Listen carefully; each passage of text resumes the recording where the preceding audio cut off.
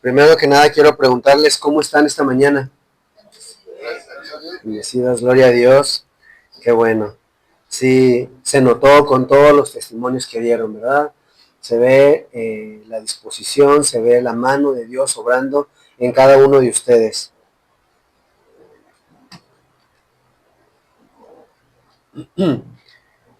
Vamos a unirnos en oración para que este mensaje sea palabra de Dios y no palabra de hombre.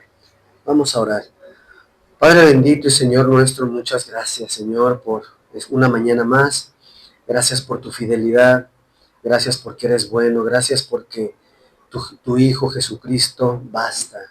Él es suficiente. Su muerte, su resurrección, el pago de su sangre por nuestros pecados, basta, es suficiente, Señor, para la salvación del mundo entero. Señor, ponemos en tus manos esta mañana. Prepara nuestras mentes, nuestros corazones, para que asimilemos esta palabra que tienes para nosotros hoy. Que penetre en lo más profundo de nuestra mente y de nuestro corazón y que dé los frutos que tú esperas de nosotros, el fruto que tú quieres. En el nombre de Jesucristo, tu Hijo, nuestro Señor y Salvador, te agradecemos y te pedimos todo esto. Amén. Bien. Estamos llegando, hermanos, al final de la saga Iglesia. Porque si sabías que toda esa serie de predicaciones pertenece a una saga, ¿verdad? Bueno, si no sabías, entérate ahorita. Fue una saga en donde hablamos sobre la iglesia, sobre su formación, cómo se formó, quién la formó, quién la fundó, cuáles fueron sus circunstancias, cómo fue el crecimiento, cómo fue creciendo, cómo fue el Señor trayendo a las personas y su propósito. Y hemos visto 6 de 8 temas. Hoy es el 7º tema que abordaremos y el tema es el bautismo, ¿sí? Dios mediante, el próximo domingo terminaremos la saga Iglesia con el tema de la esperanza de la iglesia. Y si tú te has dado cuenta, hemos seguido una pauta en un orden cronológico, por decirlo de una manera, acerca de cómo es el funcionamiento de una iglesia o cómo se formó en el tiempo. ¿Recuerdas algunos de los temas que vimos en esta saga? ¿Te acuerdas? ¿Alguien lo recuerda? ¿No? Empezamos con el ministerio del Señor Jesús, ¿verdad? Así es como empieza, con el Señor Jesús, con el Verbo encarnado viniendo a este mundo y empezando una obra. Después del ministerio del Señor Jesús, que fueron, ¿te acuerdas cuántos años fueron? 3, exactamente. 3 años de ministerio y después concluyó su obra, ¿verdad? En la cruz dijo teteleste, que significa consumado es, ¿verdad? Ya la obra fue consumada. Y luego vino el ministerio de los apóstoles, a compartir el evangelio, a predicar, a extender las enseñanzas del Señor Jesús por todo el mundo. ¿Te acuerdas? Marcos 16 y Mateo 28. Ir y predicar el evangelio a toda criatura. ¿Y qué más? Ir y hacer discípulos. ¿A quién? A todas las naciones, ¿verdad? Después del ministerio apostólico, que también vimos que hay una parte que te incluye a ti y a mí. Después de eso vimos el Espíritu Santo. ¿Cuál es la obra? ¿Te acuerdas? Vimos que había una obra, ¿sí, Tommy? La de Pablo. La de Pablo, ¿sí? Ok, sí, así es, ¿sí? La de Pablo y la de todo creyente es una obra que hace el Espíritu Santo, ¿sí? Y vimos que hay una obra inicial y luego una obra continua, ¿verdad? La obra inicial es en el no creyente para convencerlo ¿de qué? De pecado, de justicia y de juicio, a fin de que crea, ¿verdad? Y una vez que esta persona cree, entonces viene la obra continua del Espíritu Santo, en la cual el Espíritu Santo transforma, instruye, edifica, corrige, redarguye, ¿verdad? Y una serie de obras, una serie de trabajos que hace el Espíritu Santo en el creyente, que continúa. El Espíritu Santo hoy sigue trabajando en ti. Sigue habiendo una obra continua porque estamos caminando hacia la santificación, ¿verdad? Vimos también hace 15 días el Evangelio, ¿verdad? Evangelio y evangelismo, que el evangelismo no es otra cosa más que ir y proclamar el Evangelio, el mensaje de salvación. Y vimos, ¿cuántos? 5 puntos, ¿verdad? Y el predicador nos decía, hay más verdades bíblicas, pero vamos a tocar 5, vamos a partir de 5. Nos la puso sencilla, pero podemos sacar más para compartir el Evangelio. Y vimos 5 verdades bíblicas que nos ayudan a compartir el Evangelio. La semana pasada, la más reciente, ¿te acuerdas que vimos? El discipulado, exactamente. Y dijimos que el discipulado no nada más es aprender. ¿Qué es? Ejecutar, ¿verdad? Es ver y hacer. Aprender y ejecutar. Una cosa es ser alumno, ¿verdad? Vimos esto, ¿te acuerdas? Alumno, del latín alumnus, que significa que, ¿alguien se acuerda? Exacto, el que se alimenta, ¿verdad? Pero a diferencia de discípulo, que la palabra en griego es matitis, ¿qué dijimos que era el discípulo? ¿Un qué? Un aprendiz, exactamente, como en cualquier taller, como en cualquier profesión. Tú adquieres un conocimiento, pero vas y lo pones en práctica, ¿verdad? El carpintero, el herrero, el doctor, el músico, el escritor, todos han pasado por este proceso del aprendizaje, de ser aprendices. Primero veo, ¿cuántos géneros literarios hay? Eso, aprendo a distinguirlos y luego tengo que aprender a escribir. El músico lo mismo. Entonces vimos que el discipulado es una forma de vida, es un estilo de vida. No nada más es aprender, no nada más es sentarme y recibir, sino ejecutar, hacer, poner en práctica. Bueno, así llegamos al tema de hoy, que es el bautismo. Un tema que no es menor. ¿Qué es lo primero que piensas cuando escuchas bautismo? ¿Qué es lo primero que piensas? Lo primero que te viene a tu mente. ¿Qué es? Agua. Ok, sumergir, ¿qué más? Nacimiento a la nueva vida. Nacimiento a la nueva vida.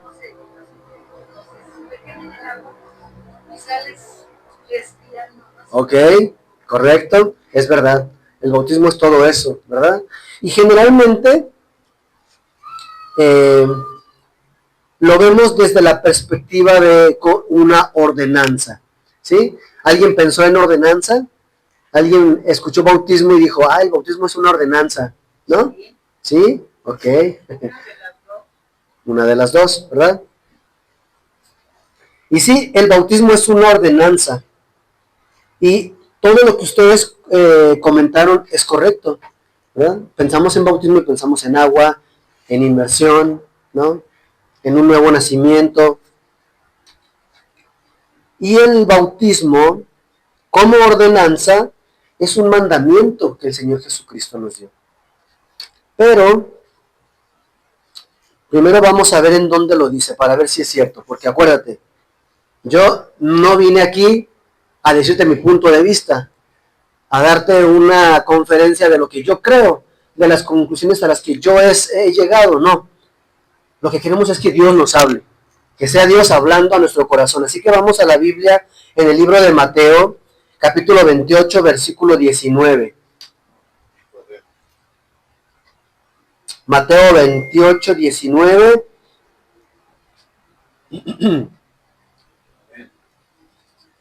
Adelante, por favor, alguien que lo pueda leer.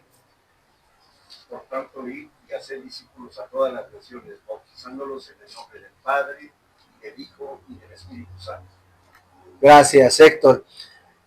Fíjense, por tanto, id y hacer. El tiempo de estos verbos es imperativo. No es una opción. no es una pregunta, no es una sugerencia, es un mandamiento. Es el Señor Jesús está diciendo, vayan y hagan discípulos a todas las naciones. ¿Y qué dice? Bautizándolos en el nombre del Padre, del Hijo y del Espíritu Santo.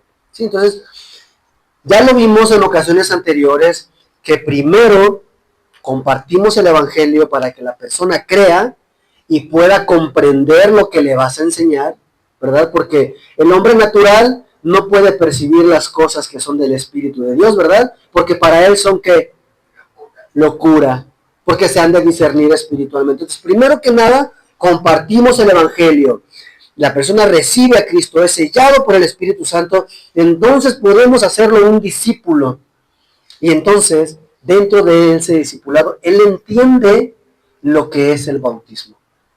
Y entiende que tiene que bautizarse, que es un mandamiento de Dios. ¿Sí? Pero, ¿eso es todo? ¿Ahí terminamos ya? ¿Es todo lo que podemos considerar sobre el bautismo, que es una ordenanza y nada más? No, ¿verdad? Claro que no. Hay mucho más y por eso vamos a indagar en ese tema tan importante a través de 3 rubros generales. ¿Sí?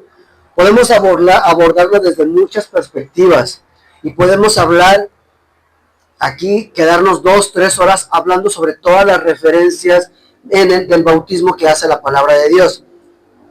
Pero en esta mañana vamos a abordarlo a través de 3 rubros.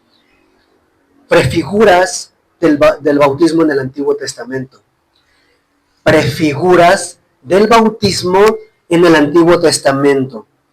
El bautismo en agua, ya en el Nuevo Testamento, y el bautismo en espíritu. Es importante que nosotros podamos distinguir y discernir entre estos 3 rubros generales.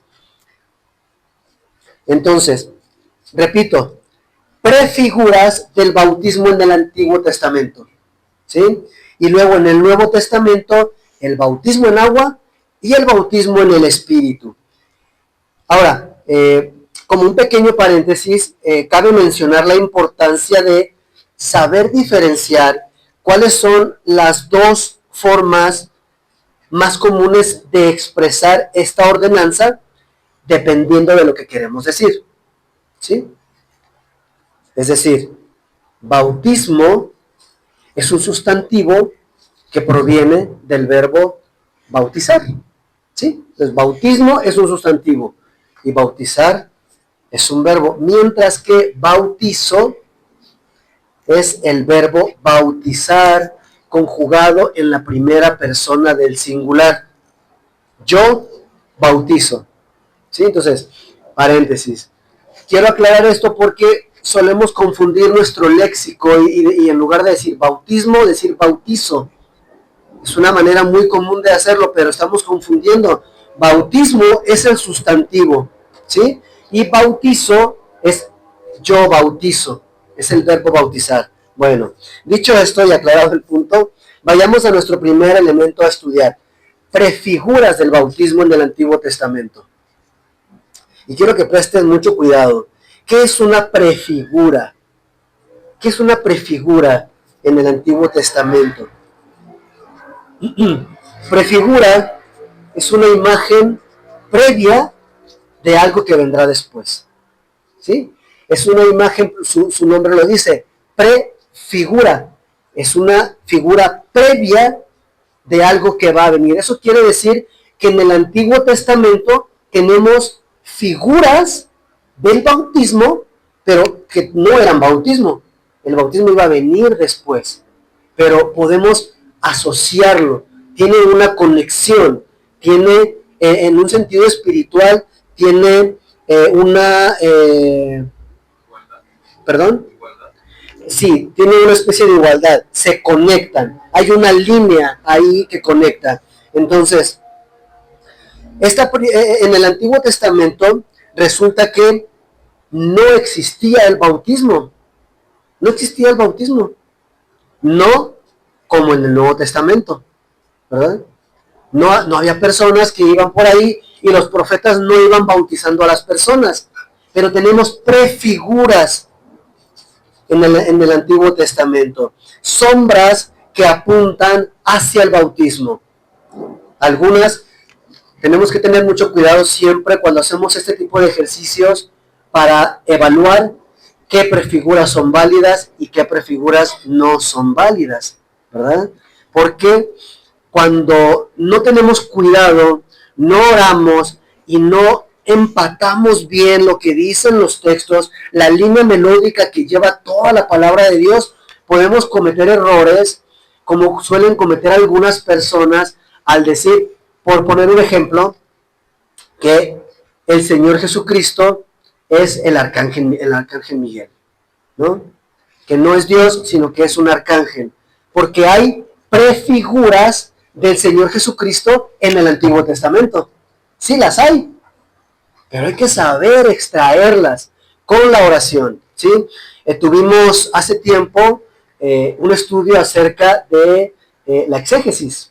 Los que tomaron la clase se acuerdan seguramente cómo sacar el significado de un texto, ¿se acuerdan? ¿Sí? Fue un dolor de cabeza para muchos, me acuerdo bien, pero eso nos ayuda a nosotros a extraer de manera correcta cuáles son las relaciones correctas que tenemos que hacer con las prefiguras que tenemos. Bien, entonces, tenemos prefiguras, sombras que apuntan hacia el bautismo. Recordemos que la vida judaica, la vida israelita, el judaísmo, estaba llena de simbolismos, figuras, símiles en el Antiguo Testamento. Por ejemplo, la circuncisión. La circuncisión. ¿La circuncisión era salvación? No, era una prefigura. Simbolizaba un pacto con Dios, ¿verdad?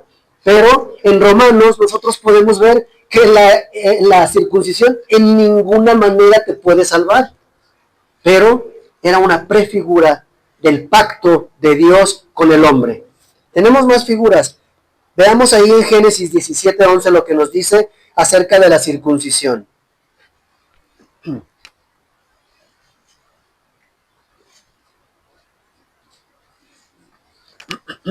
Génesis 17:11 nos dice, circuncidaréis pues la carne de vuestro prepucio y será por señal del pacto entre mí y vosotros. Está hablando Dios a Abraham, ¿verdad? No dice, circuncídate para que todos los que sean circuncidados sean salvos y entren al reino de Dios. No, eso no es lo que está diciendo. Está diciendo, es una señal. Es una señal, es una prefigura del pacto entre mí y ustedes. Y fíjate lo que dice, llevándolo ya al Nuevo Testamento en Colosenses 2:11, lo que nos dice Pablo, que lo entiende perfectamente. Entiende que la circuncisión solo fue una prefigura.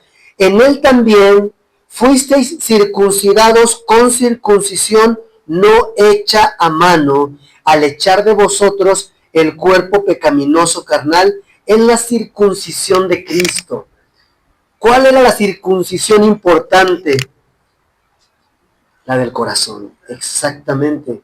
Así que esta circuncisión en el Antiguo Testamento era una prefigura de lo que vendría después, de la circuncisión del corazón, la circuncisión en Cristo.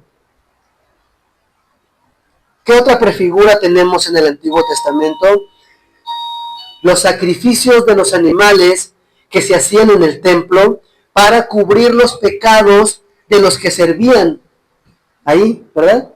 Y servían como figura de qué?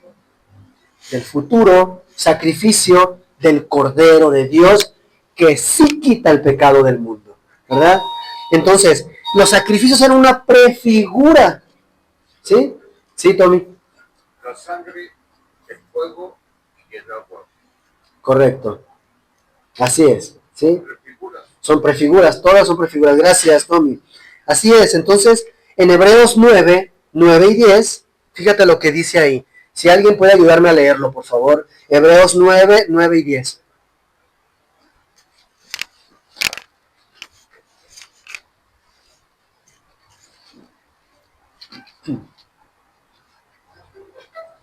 lo cual es símbolo para el tiempo presente, según el cual se presentan ofrendas y sacrificios que no pueden hacer perfecto en cuanto a la conciencia al que practica ese culto, ya que consiste solo de comidas y bebidas, de diversas abluciones y ordenanzas acerca de la carne impuestas hasta el tiempo de reformar las cosas. Gracias, Sebas, gracias.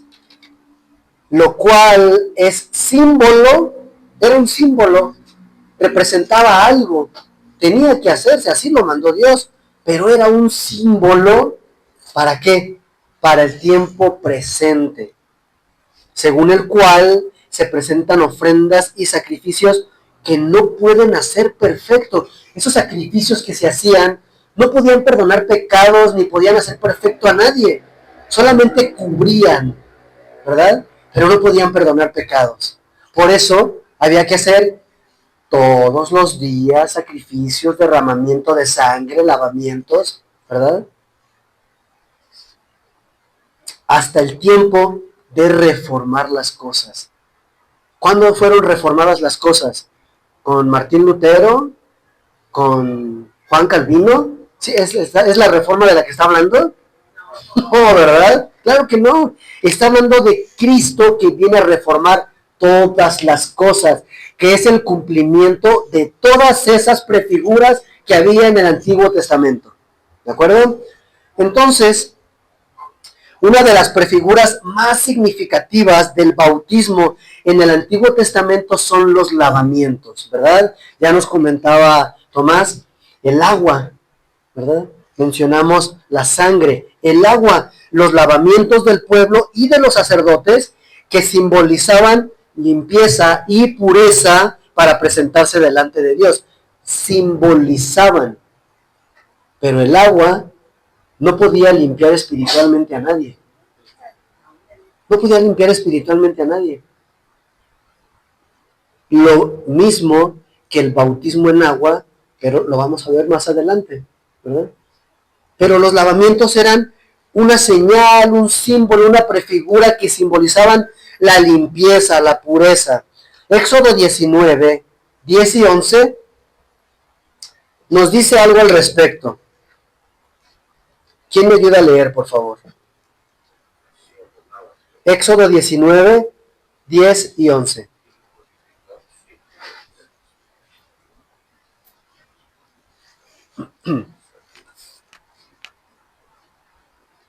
Dice, y Jehová Uh-huh. dijo a Moisés, ve al pueblo y santifícalos hoy y mañana, y dale sus vestidos.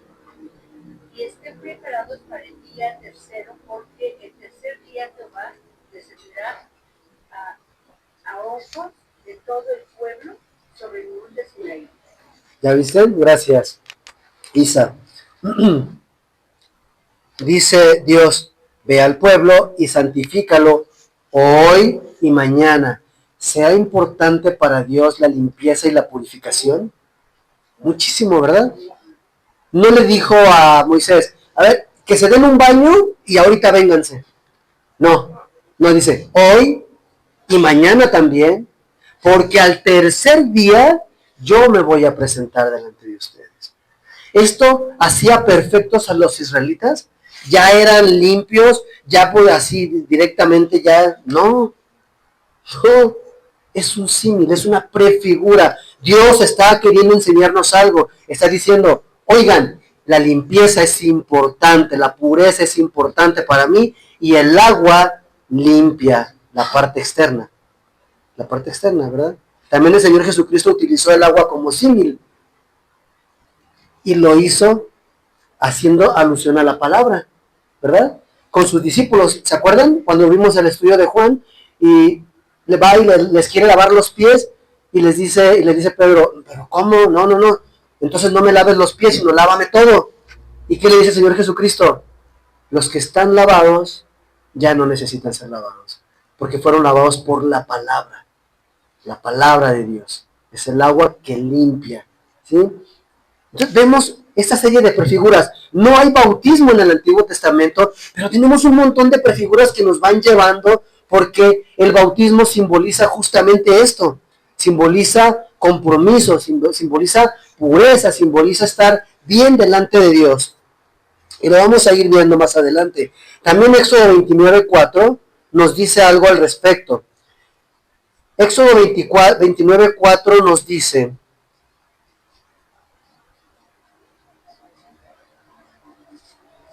y llevarás a Aarón y a sus hijos. ¿Quién era Aarón y sus hijos? Los sacerdotes levitas que servían en el templo, en la presencia de Dios, y a sus hijos a la puerta del tabernáculo de reunión, y los lavarás con agua, prefigura del bautismo, ¿verdad? Zacarías 13:1 también nos dice algo al respecto. Fíjate lo que dice. Bueno, te voy a dar la oportunidad de que me ayudes leyendo. Zacarías 13:1, por favor.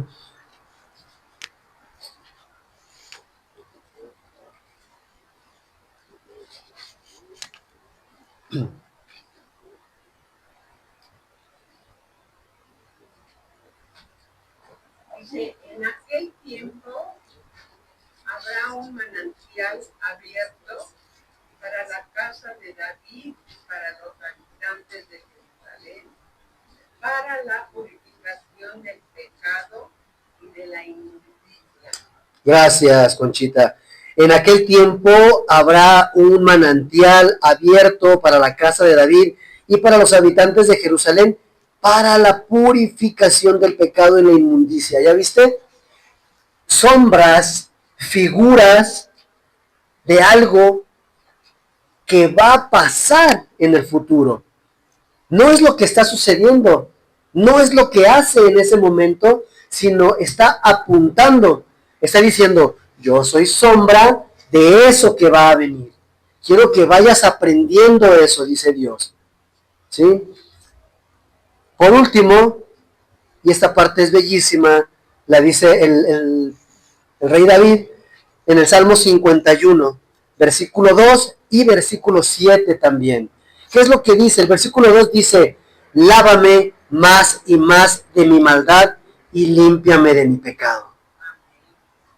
Y luego el 7: purifícame con hisopo y seré limpio. Lávame y seré más blanco que la nieve. ¿Está hablando del agua?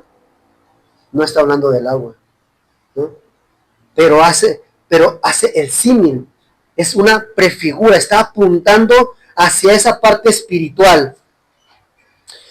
Como podemos observar, el bautismo, como se presenta en el Nuevo Testamento por Juan el Bautista y luego por el Señor Jesús, no era del todo novedoso para los israelitas, aunque ciertamente la palabra bautismo no aparece en el Antiguo Testamento, ¿verdad? No vas a ver una palabra como bautismo o inmersión que haga alusión en el mismo contexto que el bautismo en el Nuevo Testamento. En el Antiguo Testamento no lo vas a ver. Son prefiguras. Y nosotros con el Espíritu Santo debemos aprender a ver esto, a ver todas las cosas que Dios nos ha mostrado. Por eso los apóstoles podían compartir el Evangelio con el Antiguo Testamento. Ellos no tenían como tú y yo Romanos 3:23, Romanos 6:23, Efesios 2:8 y 9, Juan 1:12, Juan 3:16, Primera de Juan 1:9, 12, no me acuerdo bien, pero es Primera de Juan 1:9 creo que es. No lo tenían, ellos no lo tenían. Entonces, ¿cómo compartían el Evangelio? Porque el Antiguo Testamento está plagado de figuras, de sombras que se cumplen con el Señor Jesucristo en el Nuevo Testamento. Vamos a explicar esto acerca del bautismo en el Nuevo Testamento en el segundo rubro de nuestra predicación, que es el bautismo en agua. ¿Sí? Ya dejamos el Antiguo Testamento, ya vimos las prefiguras que hay. No hay bautismo en el Antiguo Testamento, pero sí hay símiles, hay sombras, hay figuras que apuntan hacia lo que pasó con el Señor Jesús en el Nuevo Testamento. Y debo empezar diciendo, primero que nada, que la palabra bautismo viene de la palabra griega baptisma.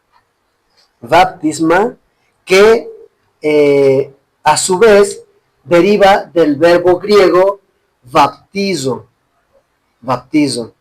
que significa, tú lo sabes, ¿verdad? ¿Qué significa baptizo? ¿Qué significa? A ver. El verbo bautizar, ¿sí? Y bautizar significa sumergir, cubrir completamente, ¿verdad? De hecho, esta palabra, de la palabra baptizo, viene la misma palabra bafo, que es pintar, que es cubrir algo completamente, ¿verdad? Entonces, el bautismo es una inmersión, ser cubierto completamente, ser sumergido totalmente en algo. En este caso, en agua. Así que, por lo tanto, debemos entender que el concepto de bautizar se refiere a una acción de cobertura total y no parcial. Total y no parcial. Eso significa que si te salpican con agua, eso no es un bautismo. Si te mojas la cabeza, eso no es un bautismo. Si te mojas los pies, eso no es un bautismo. ¿Qué tiene que ser para que sea un bautismo? Tienes que sumergirte completamente, ¿sí? Una vez que hemos comprendido el contexto de las prefiguras del bautismo en el Antiguo Testamento como señales del pacto de Dios y de pureza, y que entendemos cuál es el significado de la palabra en su raíz, podemos entender por qué no les resultó impactante un bautismo, es decir, una inmersión total en agua, como símbolo de limpieza o de un nuevo pacto a los israelitas. Porque, no sé a ustedes, pero yo nunca he leído en la palabra de Dios alguien que diga, oye, Juan, ¿qué es esto que traes del bautismo? ¿Qué significa esto? Explícanos. ¿Qué es esta nueva forma que tú traes para nosotros? O sí, si alguien la sabe, por favor, compártala. No, ¿verdad? Nadie se asombró. Nadie dijo, ¿cómo que nos van a sumergir totalmente en agua? No, en lugar de eso, se formaban para ser bautizados. Se formaban. Porque entendían, muchos de ellos entendían esta prefigura, lo que simbolizaba, el simbolismo que tenía el agua, que tenía la inmersión, que tenía la pureza, la limpieza. Y para poder comprender las implicaciones de lo que estamos hablando, es importante definir qué es y qué no es el bautismo en agua, ¿sí? Ya vimos la parte de las prefiguras en el Antiguo Testamento.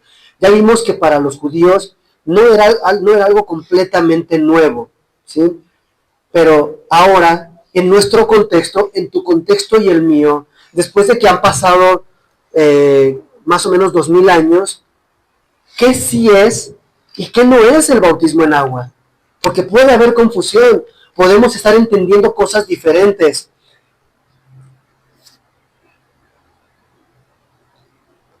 Te voy a decir, vamos a empezar con qué sí es. ¿Qué sí es? Es una representación física de una realidad espiritual. Lo vuelvo a decir. Es una representación física de una realidad espiritual. ¿Qué significa esto? Está revoltoso, está medio raro. Una manifestación física. ¿Qué significa eso? Algo que podemos ver, que podemos palpar, ¿sí? ¿El bautismo en agua es una manifestación física? Sí, porque podemos ver a alguien que se sumerge en el agua, ¿verdad? Y que luego sale. Pero esa manifestación física es representativa de una realidad espiritual. Eso quiere decir que la persona que está siendo bautizado participó primero de una realidad espiritual. algo que no se puede ver a simple vista, algo que no podemos ver. Y después lo vemos en una representación física. Vamos a ver si podemos aclarar un poco más esto. Acompáñame a Mateo 3, versículos 6 al 9.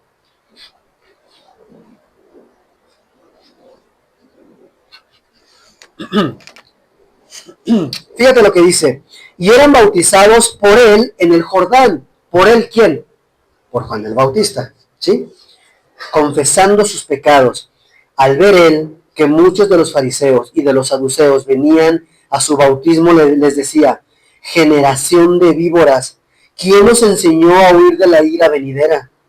Haced pues frutos dignos de arrepentimiento, y no penséis decir dentro de vosotros mismos: a Abraham tenemos por padre, porque yo os digo que Dios puede levantar hijos de Abraham aún de estas piedras. Aquí vemos de manifiesto que el bautismo es una representación física de una realidad espiritual. Juan estaba bautizando a las personas por su confesión de pecados. Es decir, no los bautizaba para que fueran perdonados sus pecados. No, ellos participaban de una experiencia espiritual, confesando sus pecados, arrepintiéndose, y por eso iban al bautismo. Por eso se llamaba bautismo de arrepentimiento, porque ellos entendían que el mensaje que Juan estaba predicando era: arrepiéntanse, arrepiéntanse. Entonces ellos se acercaban, se arrepentían y eran bautizados. No al revés. No se bautizaban para que sus pecados fueran perdonados. Por eso, Juan, al ver que muchos fariseos y saduceos venían al bautismo, les dice: oigan, ustedes no han participado de una experiencia espiritual.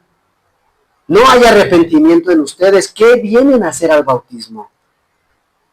No tiene sentido que vengas y te sumerjas en el agua si en tu corazón no te has arrepentido, no hay arrepentimiento. Eso es lo que les está diciendo Juan. Haced pues frutos dignos de arrepentimiento. De nada te sirve el bautismo, en agua. Si no te has arrepentido, no te va a pasar nada. Sí, te va a quitar la mugrecita, ¿no? Te vas a ver un poco más güerito a lo mejor. Eso sí. Pero no, de ahí no va a pasar nada más. Vas a seguir con tus mismos pecados. Vas a seguir siendo el mismo.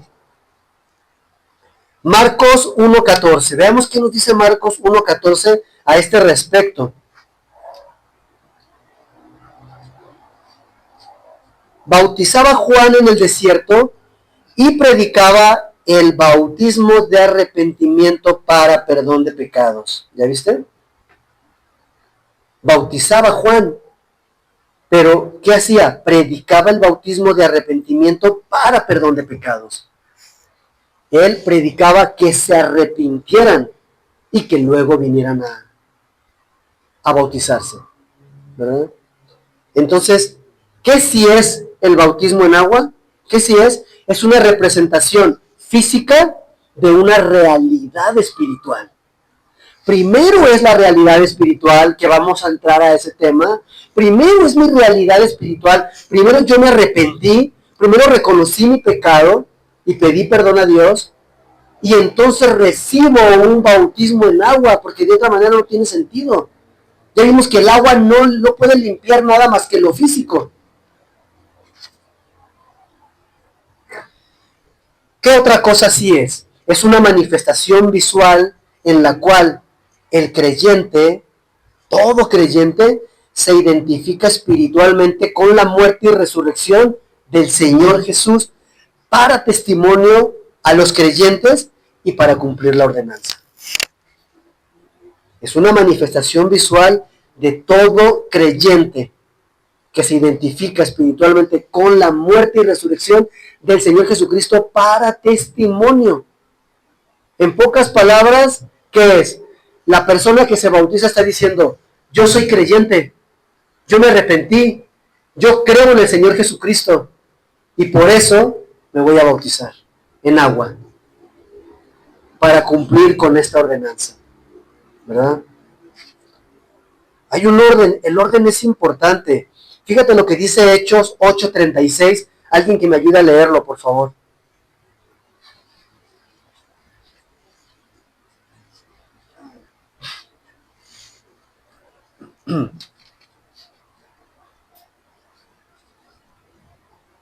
Hechos 8:36. ¿Alguien que me ayude a leerlo? Y yendo por el camino llegaron a cierta agua, y dijo el eunuco: aquí hay agua, ¿qué impide que yo sea bautizado? Gracias.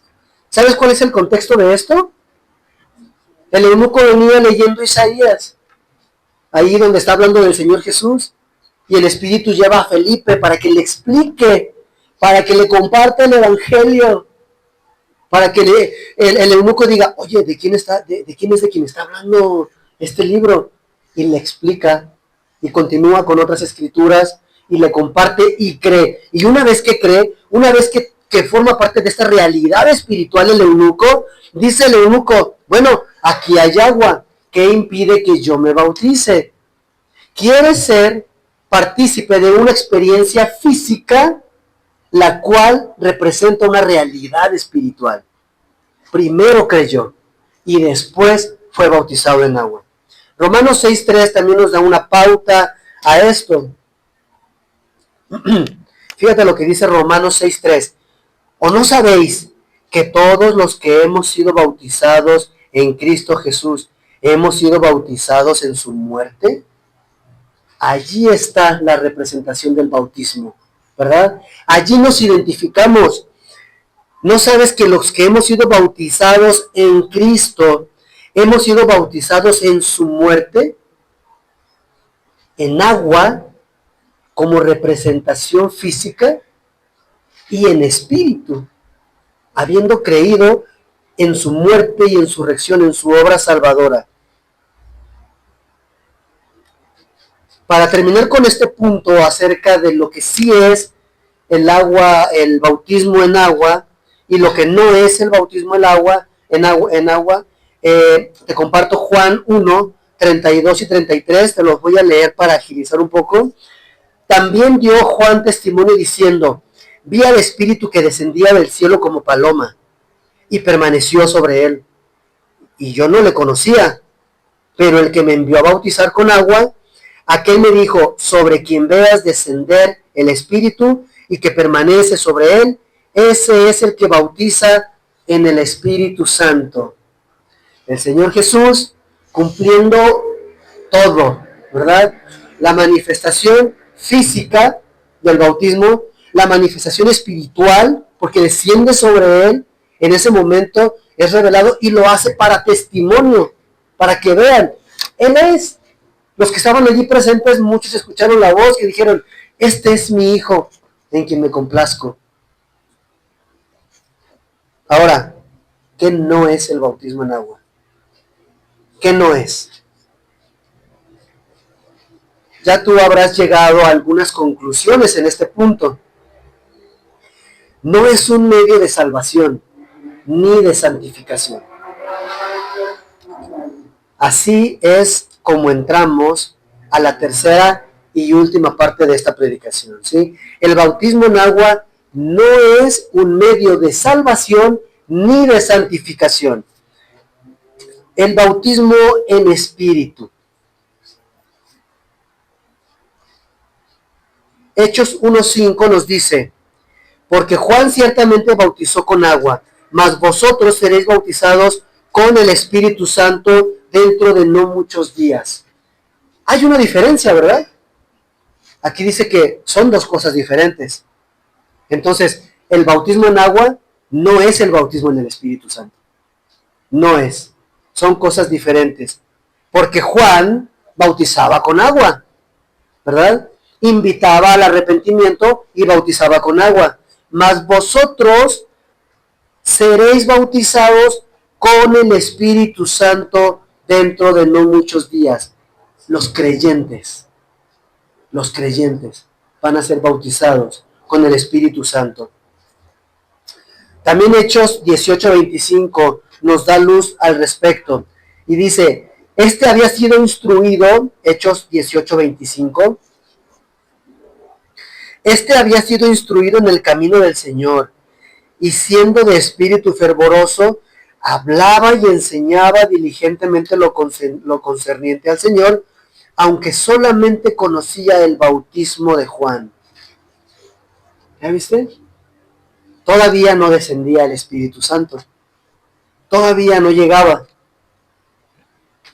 Bueno, todavía no llegaba a este lugar, ¿verdad? Pero ya había descendido. Y dice que él ya creía, era instruido en el camino del Señor, y siendo de espíritu fervoroso, hablaba y enseñaba diligentemente lo concerniente al Señor. Ya se había arrepentido y solamente conocía el bautismo de Juan. O sea, ¿el bautismo en qué? En agua. El bautismo del arrepentimiento para creer, pero todavía no había sido bautizado en el Espíritu Santo. Así que tenemos que aprender a diferenciar nosotros, hermanos, entre lo que es el bautismo en agua y lo que es el bautismo en el Espíritu.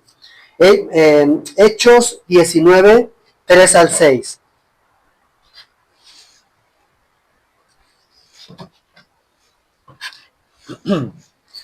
Hechos 19, del 3 al 6 dice, entonces dijo, ¿en qué pues fuisteis bautizados?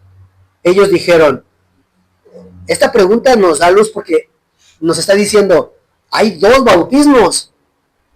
¿Ustedes en cuál? Es de vital importancia. ¿En qué pues fuisteis bautizados? Ellos dijeron, en el bautismo de Juan. Dijo Pablo, Juan bautizó con bautismo de arrepentimiento, diciendo al pueblo que creyesen en aquel que vendría después de él. Esto es, en Jesús el Cristo. Cuando oyeron esto, fueron bautizados en el nombre del Señor Jesús, y habiéndoles impuesto Pablo las manos, vino sobre ellos el Espíritu Santo, y hablaban en lenguas y profetizaban. Entonces, fueron bautizados con el Espíritu Santo, ¿verdad? Que creyeran, le dice Pablo. Lo que hizo Juan fue predicar un bautismo para que te arrepintieras y creyeras no en él, sino en el que venía, en Cristo Jesús. Y cuando estas personas creyeron en Cristo Jesús, les impuso las manos Pablo y descendió sobre ellos. Fueron bautizados con el Espíritu Santo y los dones empezaron a manifestarse, ¿verdad? Hablaban en lenguas y profetizaban. Ya hemos explicado ampliamente acerca de hablar en lenguas y acerca de profetizar también. Ya lo hemos explicado anteriormente, ¿verdad? El bautismo en espíritu, o sea, en el Espíritu Santo, supone el inicio de la salvación y la garantía de nuestro acceso al cielo. Así de importante es el bautismo en el Espíritu Santo. Supone el inicio de nuestra salvación y la garantía de nuestro acceso al cielo, como lo dice Efesios 1, 13 y 14. Que dice, en él también vosotros, habiendo oído la palabra de verdad, el evangelio de vuestra salvación, y habiendo creído en él, fuisteis sellados con el Espíritu Santo de la promesa, ¿sí? Que es las arras, la garantía de nuestra herencia hasta la redención de la posesión adquirida. ¿Quién es la posesión adquirida? Tú y yo. Tú y yo somos la posesión adquirida. Fuimos comprados con sangre y vamos a ser redimidos. Todavía no hemos sido redimidos, hermanos. Sí, ya somos salvos. Pero, ¿qué pasa con nosotros? Vivimos en una carne corruptible. Una carne pecadora, pecaminosa, que nos hace pecar. Hay dos naturalezas luchando en nosotros. Pero el Espíritu Santo es la garantía de que el Señor Jesucristo va a venir en las nubes y va a venir por su iglesia, por ti y por mí, por su propiedad. nos va a redimir. Esto es lo que está diciendo. ¿Será importante el bautismo en el Espíritu Santo? ¿Es diferente del bautismo en agua? Totalmente, ¿verdad? ¿Qué es las arras de nuestra herencia hasta la redención de la posesión adquirida para alabanza de su gloria? Posibilita al nuevo nacimiento del creyente. El bautismo en Espíritu posibilita el nuevo nacimiento del creyente, como lo dice Juan 3, versículo 3 y versículo 5, donde dice, respondió Jesús y le dijo, de cierto te digo, que el que no naciere de nuevo no puede ver el reino de Dios. Se necesita un nuevo nacimiento. Y el Señor Jesús no estaba hablando de un nacimiento físico, ¿verdad? Como decía Nicodemo, ¿cómo voy a ser yo un hombre viejo volver a entrar en la matriz de mi mamá? No se refería a eso. En el versículo 5 dice, respondió Jesús, de cierto te digo, que el que no naciere de agua y del Espíritu no puede entrar en el reino de Dios.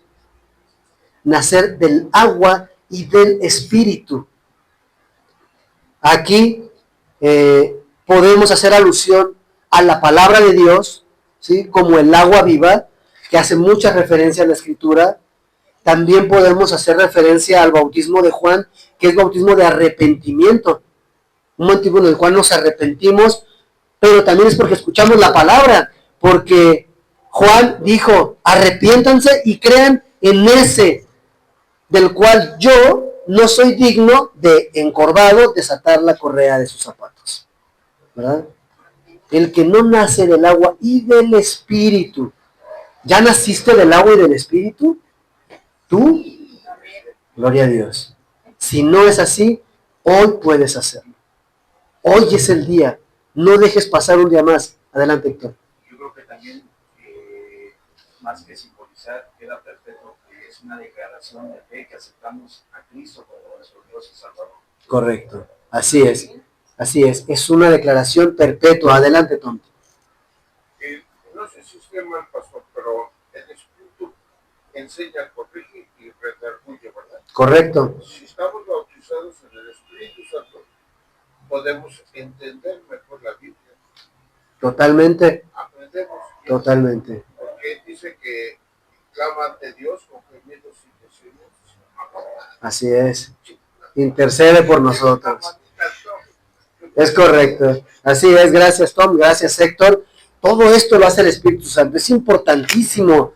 Es parte de la obra continua del Espíritu Santo, pero para eso es necesario que haya un Espíritu dentro de nosotros, que hayamos sido bautizados con el Espíritu Santo.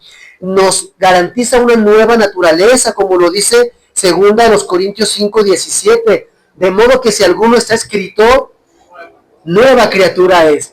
Las cosas viejas ya pasaron, he aquí todas son hechas nuevas. Somos nacidos de nuevo, pero espiritualmente. También nos da la posibilidad de obedecer a Dios, como lo dice Gálatas 5:16 y 17.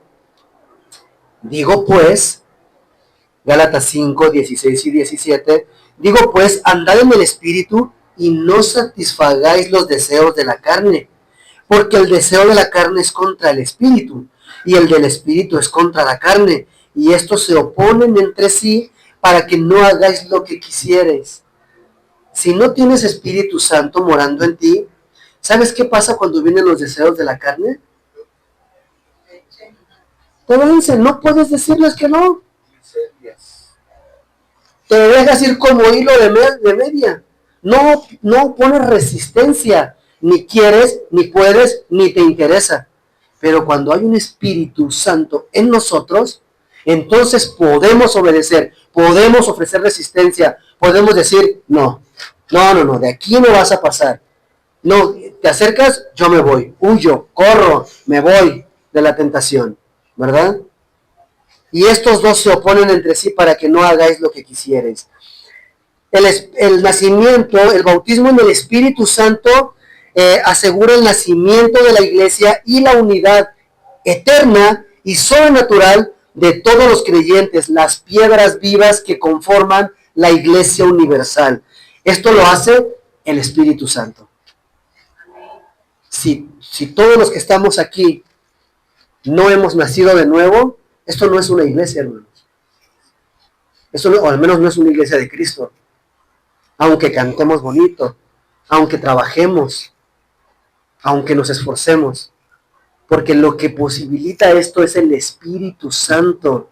Es el adhesivo, es el que nos hace unánimes. Hechos 1:8 dice, pero recibiréis poder, Hechos 1:8, pero recibiréis poder cuando haya venido sobre vosotros el Espíritu Santo, y me seréis testigos en Jerusalén y en toda Judea, en Samaria y hasta lo último de la tierra. ¿Verdad? Hay una manifestación sobrenatural del Espíritu Santo en los creyentes. Primera a los Corintios 12:13 también nos dice esto. Fíjate lo que dice Primera a los Corintios 12:13. Porque por un solo Espíritu fuimos todos bautizados, ¿en qué? En un cuerpo.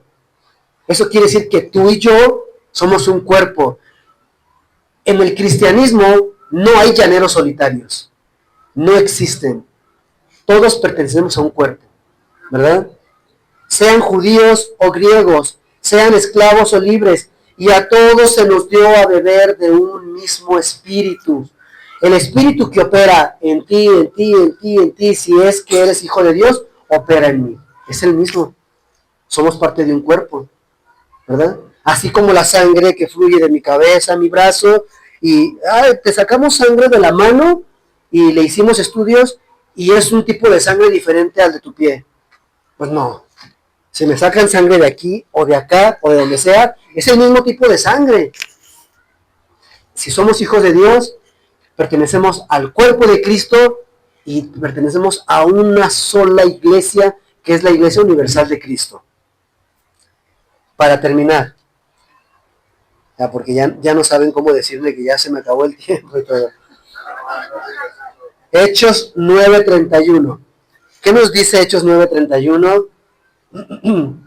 Entonces, las iglesias tenían paz por toda Judea, Galilea y Samaria, y eran edificadas, andando en el temor del Señor, y se acrecentaban fortalecidas por el Espíritu Santo.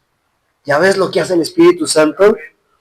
Tenían paz las iglesias, por todas partes, eran edificadas. Y cuando dice edificadas, puede ser que se refiera a que crecían en número, en construcción, en cosas, puede ser. Pero ¿sabes qué era lo más importante? Eran edificadas espiritualmente, caminando en santidad. Fíjate, andando en el temor del Señor. ¿Tú tienes temor del Señor?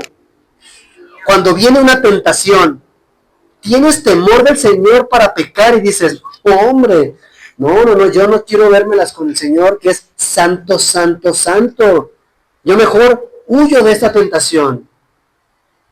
Si tienes temor del Señor, gloria a Dios, significa que el Espíritu Santo mora en ti. Y se acrecentaban fortalecidas por el Espíritu Santo. Oremos. Señor Todopoderoso, Padre bendito, gracias, Señor. Gracias por esta palabra, gracias porque tú nos muestras en tu palabra todo lo que necesitamos saber. Cómo nos has enseñado desde el Antiguo Testamento las prefiguras, los símiles, las formas, las sombras de lo que había de venir. Incluso, Señor, la Jerusalén celestial la podemos ver a través del Antiguo Testamento como una sombra. El templo, el tabernáculo, el lugar santísimo, todo ello, Señor, han sido símiles, al igual que el bautismo. Gracias, Señor, porque podemos entender esto, qué importancia tiene el bautismo como ordenanza, pero también qué diferencia hay entre el bautismo de arrepentimiento que predicaba Juan, que era un bautismo en agua, que sirve como testimonio a los creyentes, que sirve para identificarme con Cristo en su muerte y resurrección, y el bautismo en Espíritu Santo, que testifica que soy creyente, que testifica que he nacido de nuevo, que hay un Espíritu Santo morando en mí, que ahora mora en mí la garantía de la salvación, que es el Espíritu Santo. Gracias, Señor, No merezco nada de esto, pero tú eres bueno y misericordioso y has derramado tu gracia sobre todos nosotros. Gracias por todo esto, en el bendito nombre de tu Hijo Jesucristo, nuestro Señor y Salvador. Amén. Que Dios les bendiga, hermanos. Vamos, si gustan, ponerse de pie.